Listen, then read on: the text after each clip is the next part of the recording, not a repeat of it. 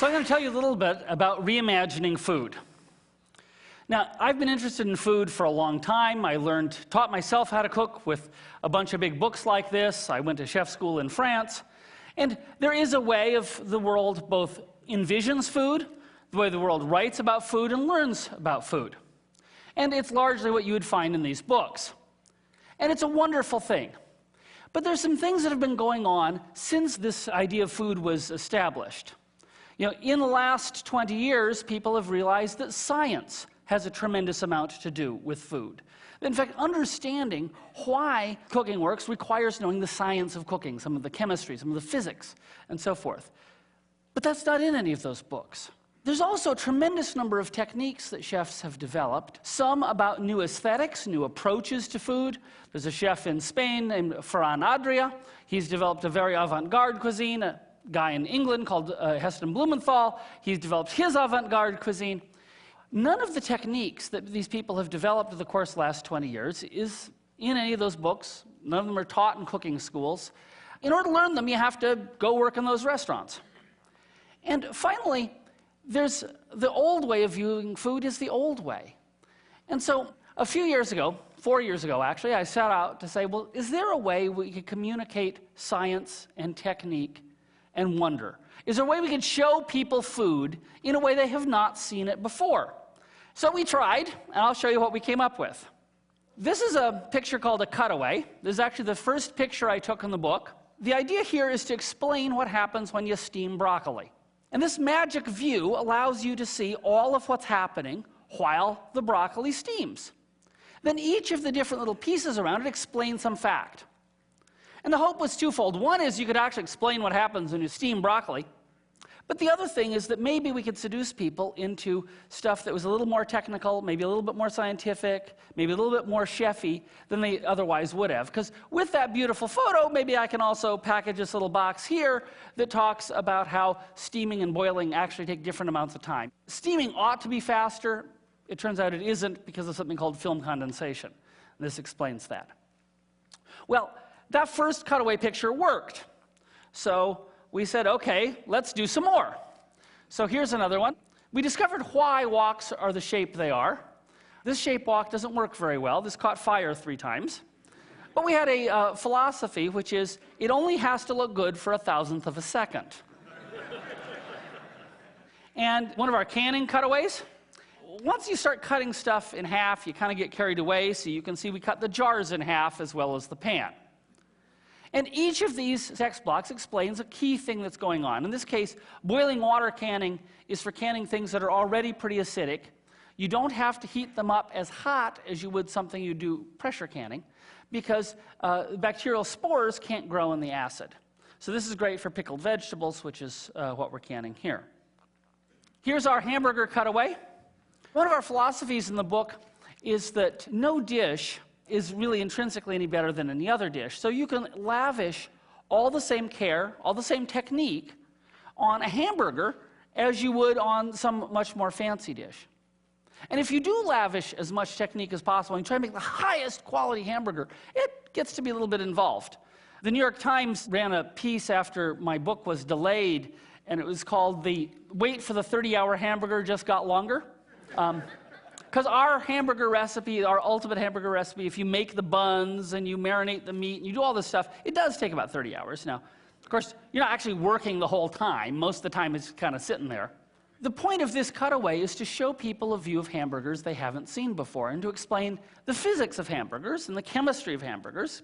Because believe it or not, there is something to the physics and chemistry, in particular those flames underneath the burger. Most of the characteristic char-grilled taste doesn't come from the wood or the charcoal. Buying mesquite charcoal will not actually make that much difference. Mostly it comes from fat pyrolyzing or burning. So it's the fat that drips down and flares up that causes the characteristic taste. Now, you might wonder, how do we make these cutaways? And most people assume we use Photoshop. And the answer is, no, not really. We use a machine shop.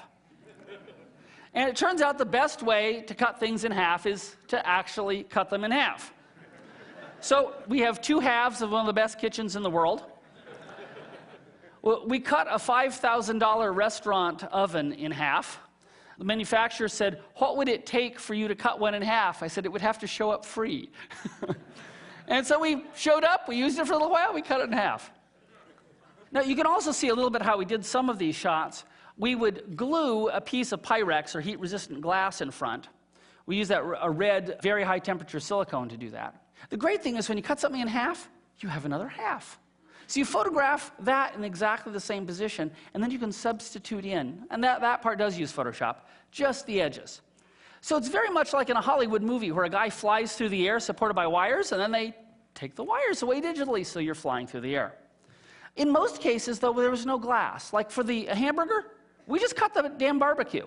And so those coals, they kept falling off the edge. We kept having to put them back up. But again, it only has to work for thousandths of a second. The wok shot caught fire 3 times. What happens when you have your wok cut in half is the oil goes down into the fire and boom! Well, one of our cooks lost his eyebrows that way. But hey, they grow back. In addition to cutaways, we also explain physics. This is Fourier's law of heat conduction. It's a partial differential equation. We have the only cookbook in the world that has partial differential equations in it. But to make them palatable, we cut it out of a steel plate and put it in front of a fire and photographed it like this. We got lots of little tidbits in the book. Everybody knows that your various appliances have wattage, right? But you probably don't know that much about James Watt. But now you will. We put a biography of James Watt in. Just a little couple paragraphs to explain why we call that unit of heat the watt and where he got his inspiration. It turned out he was hired by a Scottish distillery to understand why they were burning so damn much peat to distill the whiskey. We also did a lot of calculation. I personally wrote thousands of lines of code to write this cookbook. Here's a calculation that shows how the intensity of a barbecue or other radiant heat source goes as you move away from it. So as you move vertically away from this surface, the heat falls off. As you move side to side, it moves off. That sort of horn-shaped region is what we call the sweet spot. That's the place where the heat is even to within 10%, so that's the place where you really want to cook. And it's got this funny horn-shaped thing, which, as far as I know, again, the first cookbook to ever do this. Now, it may also be the last cookbook that ever does it. And, you know, there's 2 ways you can make a product. You can do lots of market research and do focus groups and figure out what people really want, or you can just kind of go for it and make the book you want and hope other people like it. Here's a step-by-step that shows grinding hamburger. If you really want great hamburger, it turns out it makes a difference if you align the grain. And it's really simple, as you can see here. As it comes out of the grinder, you just have a little tray, and you just take it off in little passes, build it up, slice it vertically. Here's the final hamburger. This is the 30-hour hamburger. We make sort of every aspect of this burger. The lettuce has got liquid smoke infused into it. We also have things about how to make the bun. There's a mushroom ketchup. Goes on and on. Now, watch closely. This is popcorn. I'll explain it here. The popcorn is illustrating a key thing in physics. Isn't that beautiful?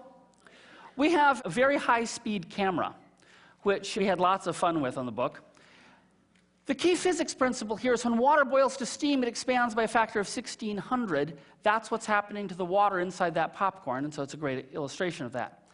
And I want to close with a video that is kind of unusual. We have a chapter on gels, and because people watch Mythbusters and CSI, I thought, well, let's put in a recipe for ballistics gelatin. Well, if you have a high-speed camera, and you have a block of ballistics gelatin lying around, pretty soon somebody does this. Now, the amazing thing here is that ballistics gelatin is supposed to mimic what happens to human flesh when you get shot. That's why you shouldn't get shot. The other amazing thing is, when this ballistics gelatin calms down, it falls back down as a nice block. Anyway, here's the book. Here it is. 2,438 pages. And they're nice big pages, too.